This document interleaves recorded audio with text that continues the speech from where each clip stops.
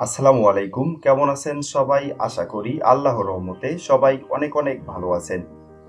মাত্র ১৬ বছর বয়সেই অনলাইনে নতুন জাতীয় পরিচয়পত্র বা আইডি কার্ডের জন্য আবেদন করতে পারেন। নতুন ভোটার নিবন্ধনের জন্য অনলাইনে আবেদন করে প্রয়োজনীয় কাগজপত্র জমা দিলে ১৮ বছরের আগেই হাতে পাবেন এনআইডি কার্ড। নতুন ভোটার হতে কি কি কাগজপত্র লাগে? ভোটার আইডি কার্ড নিবন্ধন করতে কি কি ডকুমেন্টস বা কাগজপত্র প্রয়োজন হয় তা নিয়ে বিস্তারিত আলোচনা করব আজকের এই ভিডিওটির মাধ্যমেই।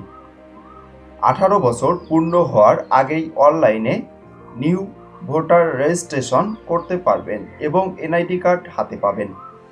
কিন্তু ভোটার তালিকায় নাম আসবে ১৮ বছর পূর্ণ হওয়ার পর। নতুন ভোটার হতে কি কি কাগজপত্র লাগে? জন্ম নিবন্ধন সনদ, শিক্ষাগত যোগ্যতার সনদ, নাগরিক সনদ, প্রত্যয়নপত্র, পিতামাতার আইডি কার্ডের ফটোকপি, ইউটিলিটি বিলের কপি, ট্যাক্স কর পরিশোধের রসিদ। এইসব ডকুমেন্টস সাথে চাইলে পাসপোর্ট নাম্বার, ড্রাইভিং লাইসেন্স সংযুক্ত করতে পারেন।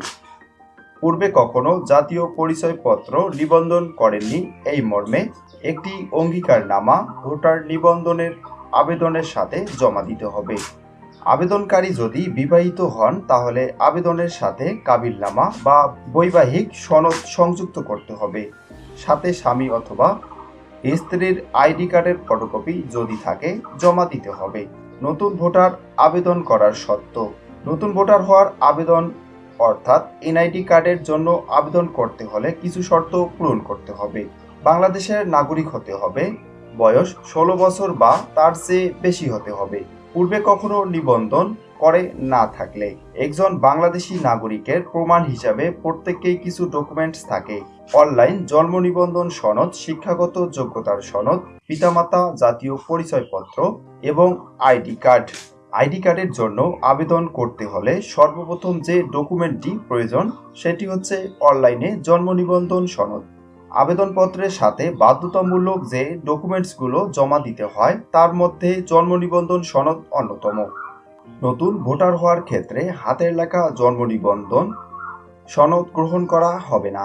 আপনি যদি অনলাইনে জন্ম নিবন্ধন সনদ না থাকে তাহলে অনলাইন জন্ম নিবন্ধন আবেদন করে খুব সহজেই ডিজিটাল জন্ম নিবন্ধন সনদ তৈরি করে নিয়ে নিতে পারেন।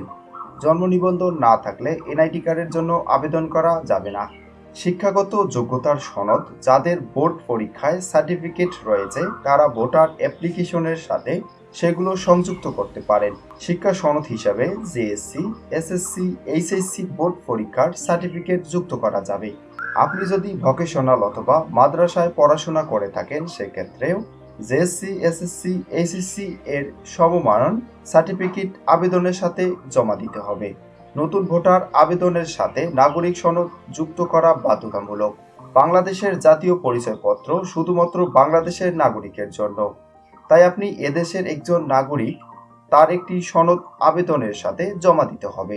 আপনার অবস্থানের উপর ভিত্তি করে স্থানীয় সরকার প্রতিনিধি যেমন চেয়ারম্যান, সিটি কর্পোরেশন, মেয়র কিংবা ওয়ার্ড কাউন্সিলর থেকে নাগরিক সনদ গ্রহণ করতে হবে। প্রত্যয়নপত্র। নাগরিক সনদের মতোই প্রত্যয়নপত্র স্থানীয় সরকার প্রতিনিধির কাছ থেকে সংগ্রহ করতে হবে। আপনি গ্রাম এলাকা হলে চেয়ারম্যান কার্যালয় থেকে আপনার প্রত্যয়নপত্র সংগ্রহ করতে পারেন। আপনার বসবাস যদি পৌরসভা এলাকায় হয় তাহলে মেয়রের কার্যালয় থেকে প্রত্যয়নপত্র সংগ্রহ করুন। এছাড়া ওয়ার্ড কাউন্সিলর অফিস থেকেও নাগরিকের প্রত্যয়নপত্র প্রদান করে থাকে। নাগরিক সনদ কিংবা প্রত্যয়নপত্র সংগ্রহ করার জন্য কোনো প্রকার ফি কিংবা টাকা প্রদান করতে হবে না। পিতামাতার ভোটার আইডি কার্ড।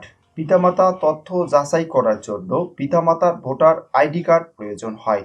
তাছাড়া আবেদনকারীর পিতামাতা জাতীয়তা কী তা জানার জন্য এটি প্রয়োজন হয়।